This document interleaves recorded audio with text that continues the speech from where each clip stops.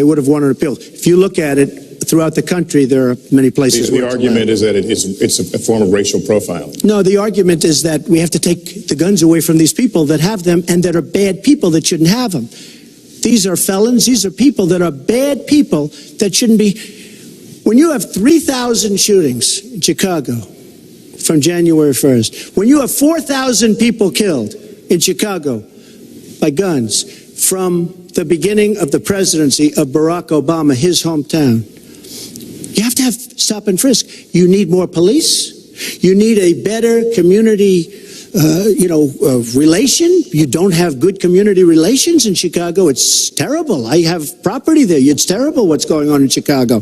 But when you look, and Chicago's not the only, you go to Ferguson, you go to so many different places. You need better relationships. I agree with Secretary Clinton on this. You need better relationships between the communities and the police, because in some cases it's not good. But you look at Dallas, where the relationships were really studied. The relationships were really a beautiful thing. And then 5 police officers were killed one night very violently. So there's some bad things going on, some really bad things. But we need, Lester, we need law and order. And we need law and order in the inner cities, because the people that are most affected by what's happening are African American and Hispanic people. And it's very unfair to them what our politicians are allowing to happen. Secretary Clinton. Well, I've heard Donald say this at his rallies, and it's really unfortunate that he paints such a dire, negative picture of Black communities in our country. You know, the vibrancy of the Black church, the Black businesses that employ so many people, the opportunities that so many families are working to provide for their kids. There's a lot that we should be proud of and we should be supporting and lifting up. But we do always have to make sure we keep people safe. There are the right ways of doing it, and then there are ways that are ineffective. Stop and frisk was found to be unconstitutional, and in part because it was ineffective. It did not do what it needed to do. Now, I believe in community policing, and in fact, violent crime is 1/2 of what it was in 1991. Property crime is down 40%. We just don't want to see it creep back up. We've had 25 years of very good cooperation, but there were some problems, some unintended consequences. Too many young African American and Latino men ended up in jail for nonviolent offenses, and it's just a fact that if you're a young African American man and you do the same thing as a young white man, you are more likely to be arrested, charged, convicted, and incarcerated. So we've got to address the systemic racism in our criminal justice system. We cannot just say law and order. We have to say we have to come forward with a plan that is going to divert people from the criminal justice system, deal with mandatory minimum sentences, which have put too many people away for too long for doing too little. We need to have more second chance programs. I'm glad that we're ending private prisons in the federal system. I want to see them ended in the state system. You shouldn't have a profit motivation to fill prison cells with young Americans. So there are some positive ways we can work on this. And I believe strongly that common sense gun safety measures would assist us right now. And this is something Donald has supported along with the gun lobby. Right now, we've got too many military-style weapons on the streets. In a lot of places, our police are outgunned.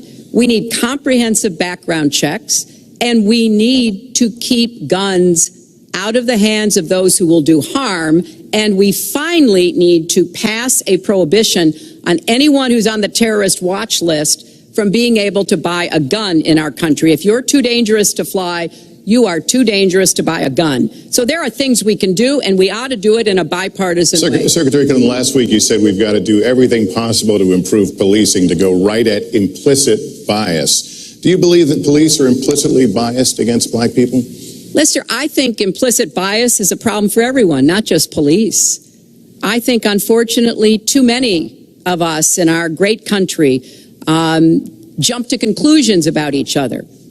And therefore, I think we need all of us to be asking hard questions about, why am I feeling this way?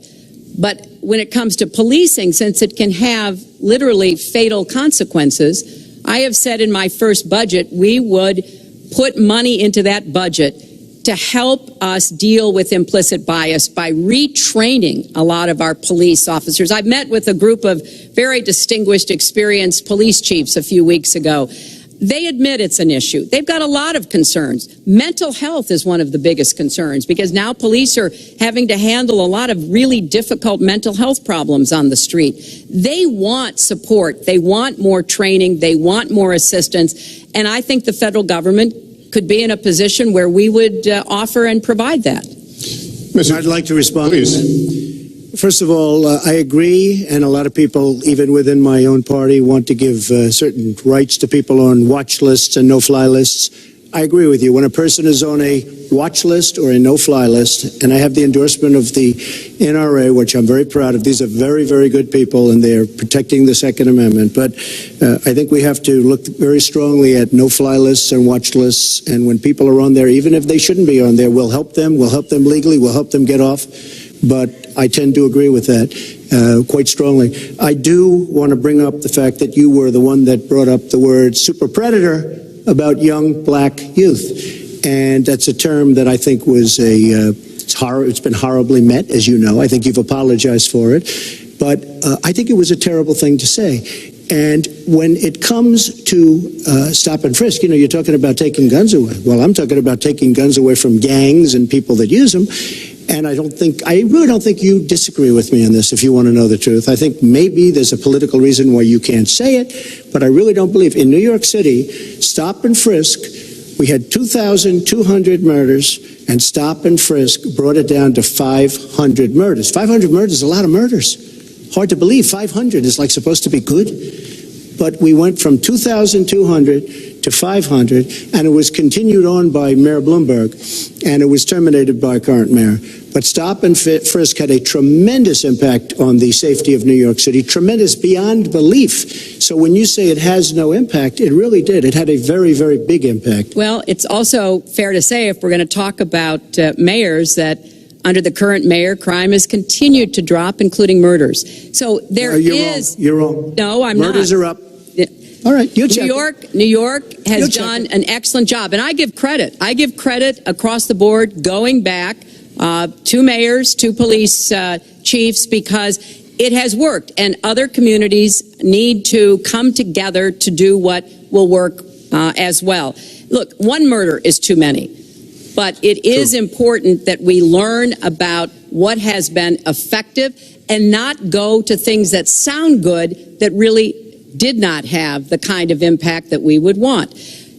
Who disagrees with keeping neighborhoods safe? But let's also add, no one should disagree about respecting the rights of young men who live in those neighborhoods. And so we need to do a better job of working again with the communities, faith communities, business communities, as well as the police, to try to deal with this problem. This conversation is about race, and so, Mr. Trump, I have to ask you... But I'd like to just respond, if I might. Please, 20 seconds. I'd just like to respond. Please respond, then I've got to follow up.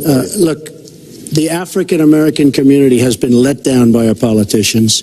They talk good around election time, like right now, and after the election, they said, see you later, I'll see you in 4 years. The African-American community, look, the community within the inner cities has been so badly treated.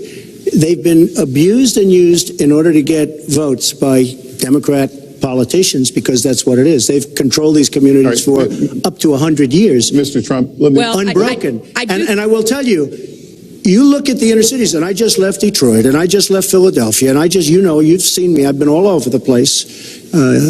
You decided to stay home, and that's okay. But I will tell you, I've been all over, and I've met some of the greatest people I'll ever meet within these communities, and they are very, very upset with what their politicians have told them and what their politicians have done. Mr. Trump, I think Donald just criticized me for preparing for this debate. And yes, I did. And you know what else I prepared for? I prepared to be president. And I think that's a good thing.